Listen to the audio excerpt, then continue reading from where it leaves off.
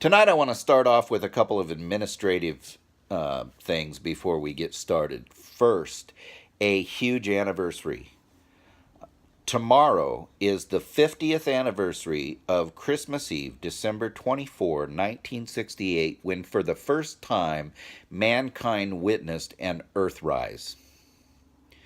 3 astronauts, Frank Borman, William Anders, and Jim Lovell, none of whom were Freemasons, entered the orbit of the moon for the first time, and they would witness the Earth rising from behind the curvature of the moon. They took a whole bunch of pictures, these 3 non-Freemason astronauts, and these pictures were all published, strangely enough, before CGI was ever invented. I don't know about you, but I think that's pretty cool. And my one of my favorite photos of all time is the actual non-CGI photo called Earthrise that was taken by these 3 non-Mason astronauts. Another thing I'd like to do before we begin tonight is recommend a couple of channels to you. These are guys that are putting out some really awesome content that is not only entertaining, but has just some really, really good information and arguments regarding the flat Earth. They are Team Skeptic, Fight the Flat Earth, and Conspiracy Cats. Now, these guys, especially Team Skeptic, I got to give you a language warning. You know, I try not to use naughty language on my channel. You're going to get some definitely naughty language on Team Skeptic's channel. So just a warning if that's something that bothers you. But he is very entertaining and really, really good. Again, Team Skeptic, Conspiracy Cats, and Fight the Flat Earth. And I will also put those links down in the description of my video. Greetings, globeheads and flatards. Tonight I'm going to talk about a topic that I usually try to avoid. And I'm reluctant to say that because I know flat earthers are going to jump all over that and say, oh, he doesn't want to talk about this because he knows, you know, flat earth globalists, they don't want to talk about curvature. But I usually avoid talking about all these videos and stuff out there and all this kind of trying to measure the curve and all that, because it's not that I think this information goes against us. It's that I think the information is not really that reliable. I mean, we all agree, I think most everybody agree, at least I've heard flat earthers say that they agree that various atmospheric conditions, weather, temperatures and temperature gradients and air pressure gradients and all these things can cause refraction and other effects and can affect how far we can see. And because of that, I just don't see I don't see this as a very reliable argument looking out there for curvature. I think that the best stuff out there on the topic is stuff put out by Red's Rhetoric and some of these other guys, some of the Lake Pontchartrain stuff and the stuff done over Tampa Bay. And I think that that the evidence does support a globe, but I think that because results can be somewhat unreliable with refraction and all that stuff, I just don't think it's the best evidence.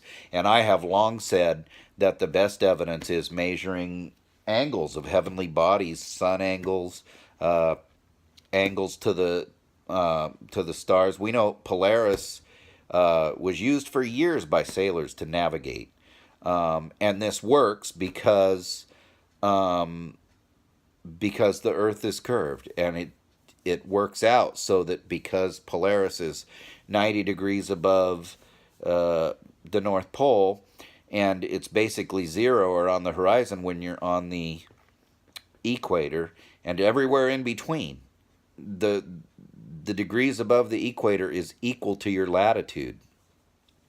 Not only is that pretty cool and allowed sailors to find out their exact latitude on a clear night, at least in the northern hemisphere, not only is it cool, but it's really, really proof of a globe, because it doesn't work at all unless we live on a globe.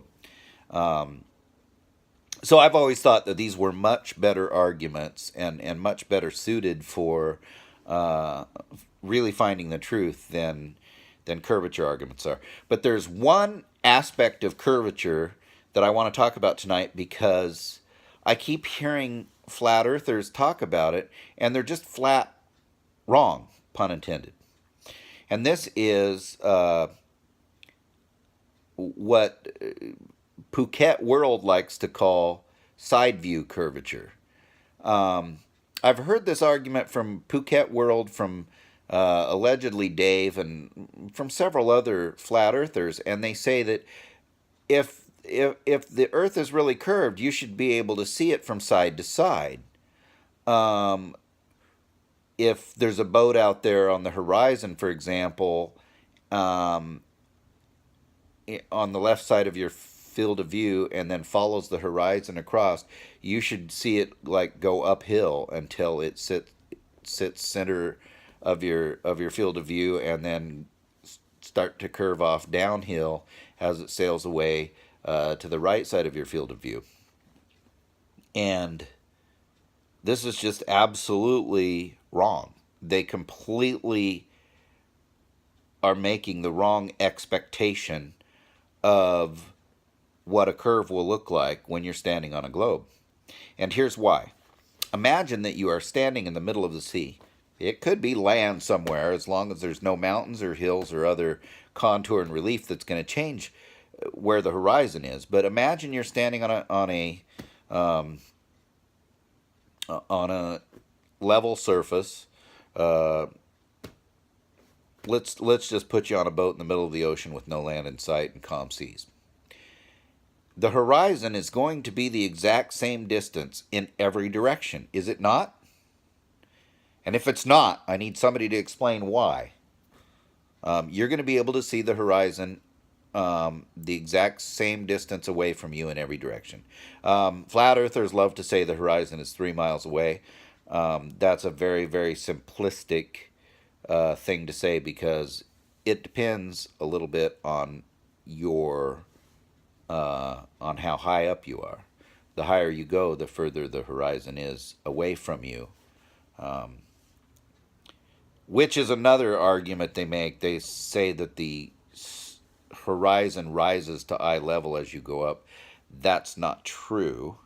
The horizon does fall away as you rise, and this has been proven with planes and altimeters and all kinds of things. It does fall away, but it falls away very, very slowly, because of the fact that the further you go up, the further away your horizon gets.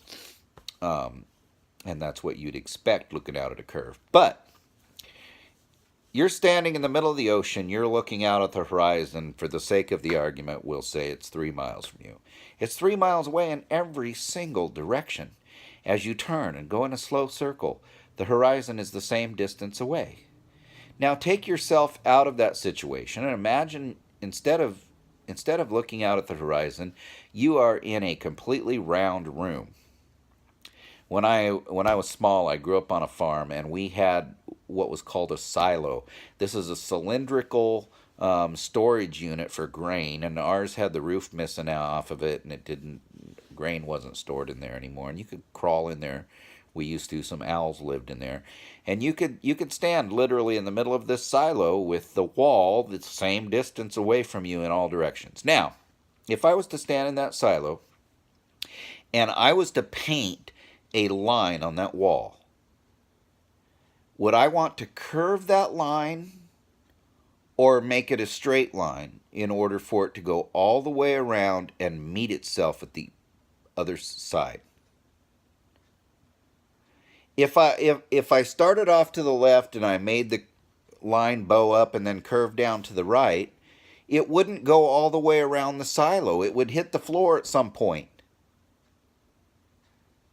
So the only way you're going to see um, a line that goes all the way around and meets itself behind you is if that line appears to you to be straight. And that's how perspective works. That's how you see the horizon. There's there's nothing about this that should be difficult for anybody to understand. And the fact that you would expect to see the curve bending down on either side of your view, the only way you're going to see that is if you're up so high that when you turn around 180 degrees, you're looking away from the earth and not at the earth anymore. That's not what we find when we turn around on the center of the earth or on the surface of the earth. You just see what's behind you. And that only comes around to meet itself if it's an apparent straight line from our field of view.